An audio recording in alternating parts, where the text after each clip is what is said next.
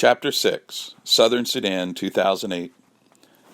Naya's family had been coming to the lake for generations. Naya herself had been there every year since she was born. One thing she liked about the camp was that, even though she had to dig in the clay and wait for water, she did not have to make 2 long trips to the pond every day. But this year she realized for the first time that her mother hated the camp. They had no house and had to sleep in makeshift shelters.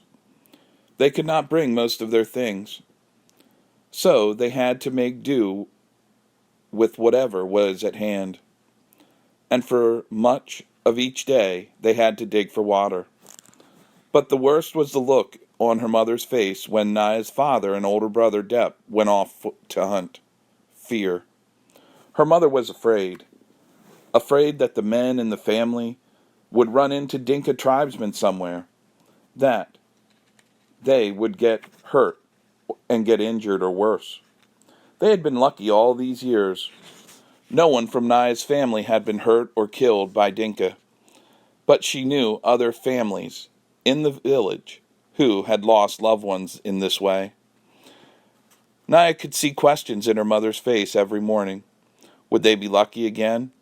Or was it now their turn to lose someone? Southern Sudan, 1985.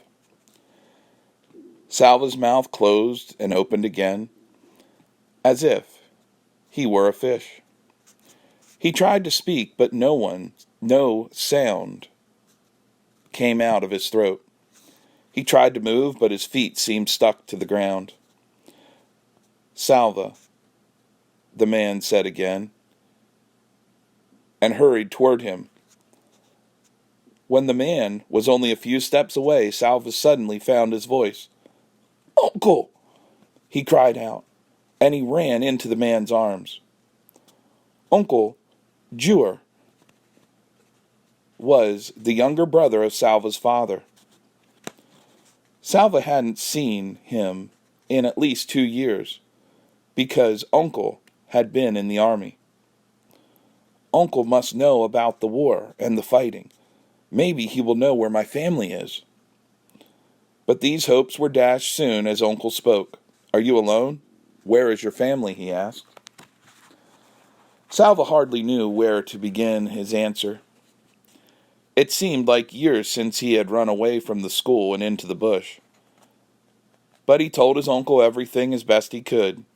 As Salva spoke, Uncle nodded or shook his head. His face became very solemn when Salva told him that he had not seen nor heard a single word of his family in all that time. Salva's voice trailed off and he lowered his head.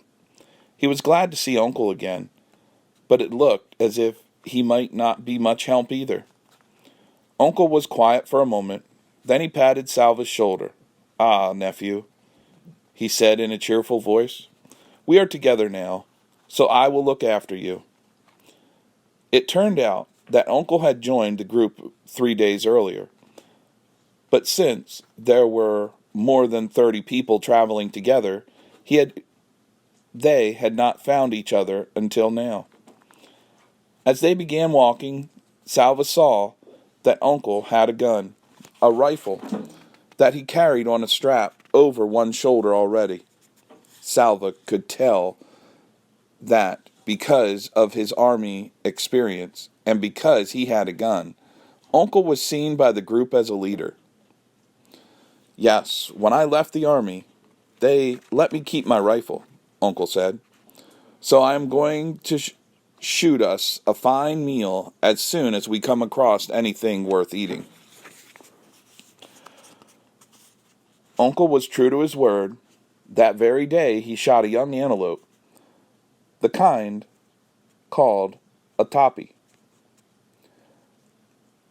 Salva could hardly wait for it to be skinned and butchered and roasted.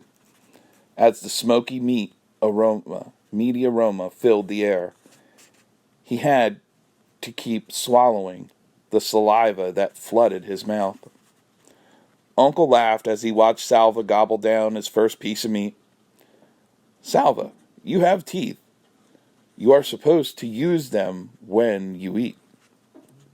Salva could not reply. He was too busy stuffing another chunk of delicious charred meat into his mouth. Even though the toppy was a small one, there was more than enough meat for everyone in the group. But it did not take long for Salva to regret his haste in eating. After so many weeks of near starvation, his stomach rebelled mightily. He spent most of that night vomiting. Salva was not alone. Whenever his heavy stomach woke him, he would hurry to the edge of the camp to vomit and find others doing the same thing. At one point, Salva found himself in a line of a half a dozen people, all in an identical pose, bent over, holding their stomachs and waiting for the next wave of nausea. It might have been funny if he hadn't felt so miserable. The group continued to walk through the land of the Atuit. Every day they saw lions, usually resting in the shade of a small tree. Once in the distance they saw a lion chasing a toppy. The toppy escaped, but along the path Salva saw the bones of prey that had not been so fortunate. Salva and Mariel still walked together, staying close to Uncle. Sometimes Uncle would walk with the other men and talk seriously about the journey.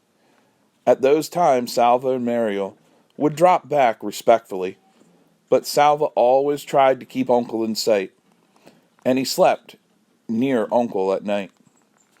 One day the group began walking in the late afternoon with hopes of reaching a waterhole before settling down for the night. But there was no water anywhere. Though they searched for miles, they kept walking into the night and through the night. For 10 hours they walked, and by dawn everyone was exhausted. Uncle and the other leaders finally decided that the group had to rest. Salva took 2 steps off the path and fell asleep almost before he lay down. He did not wake until he felt Uncle's hand shaking his shoulder. As he opened his eyes, he heard wailing. Someone was crying. Salva blinked away the sleepiness and looked at Uncle, whose face was very solemn. "I am sorry, Salva," Uncle said quietly. "Your friend." "Mariel?" Salva looked around. "He should be somewhere nearby. I don't understand. If he slept near me, I was so tired. Perhaps he has gone to find something to eat." Uncle stroked Salva's head as if he were a baby. "I am sorry," he said again. A cold fist seemed to grip Salva's heart.